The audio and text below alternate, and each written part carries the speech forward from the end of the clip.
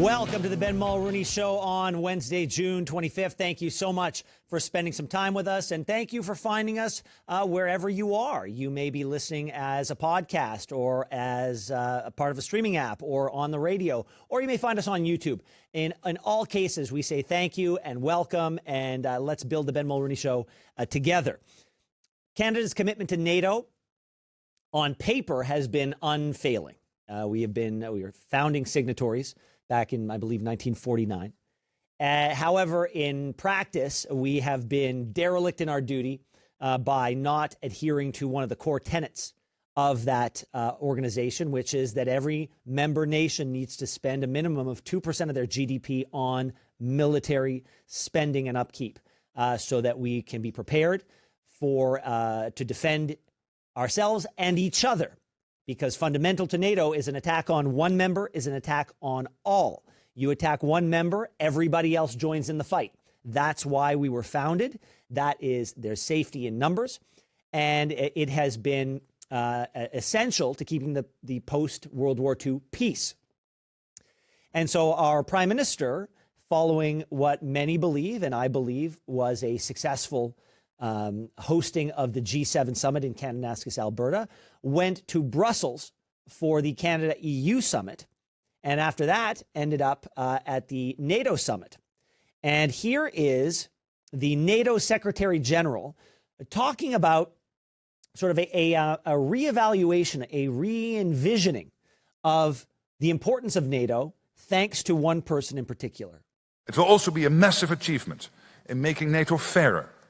For decades, the United States sought to get Europe to truly step up. Now, European allies and Canada will equalize their defense spending with the United States.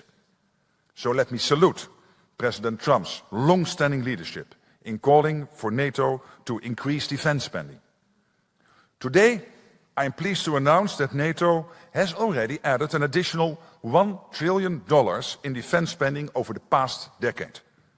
Mr. President, dear Donald, that is thanks to you pushing us. And tomorrow we will build on that foundation and add trillions more in defense spending, because we need to do this. Listen, if you are like me and you believe that Canada has been derelict in its duty as it relates to our commitment to our brave men and women in uniform for decades, then you have to give credit to Donald Trump, whether you like him or not, whether you respect him or not, whether you think he's a felon and shouldn't be allowed to travel internationally or not. He has been like a dog with a bone, sometimes negotiating, sometimes speaking behind closed doors, oftentimes deriding, chiding, and insulting his NATO partners in public in an effort to get them to do what they have signed on to do. And we had a prime minister for 10 years who refused to acknowledge the importance of our military and treated it as in that way. He was consistent, but he did so. And now we have a Prime Minister, Mark Carney, who seems to want to reassert Canada's relevance on the world stage and restore Canada's military to a place where it can be revered, respected, and in certain circumstances, feared. You got to take one with the other. And so credit must be given to Donald Trump on this particular file. That being said, so we're going to get back to what Mark Carney's doing on that file in a moment. But here's where I scratch my head. Let's listen to an interaction that our Prime Minister had after the EU-Canada summit and in anticipation of this very important NATO summit. Here's what he said to CNN's Christian Amanpour about Canada and the United States and where we find ourselves today. I'm coming here in the last 12 hours ago. I was in Brussels agreeing at the Canada-EU summit, agreeing a very comprehensive partnership and a process to have an ever closer economic defense and security partnership between Canada and the EU. That is an example of to jurisdictions, in the case of the EU, that believe in multilateralism, believe in the rule of law, believe in fair and open trade, believe in defense cooperation. So that's an example of leadership, if you will, that's positive. It's not it's a reaction, if you will, to what's happening in the United States. But it's not a reaction against the United States. It's for something, not against. And by the way, I really appreciate the nuance that he brought to that near the end, that our reactions to a wildly different worldview that Donald Trump has from previous administrations is a move in Canada towards something, not against something. And I appreciate that. And I thank him for verbalizing something that others may not be able to do. However, what is NATO if not a commitment to multilateralism? What is NATO if not a commitment to work together on the military front? Though that is what they are and what it has been since 1949.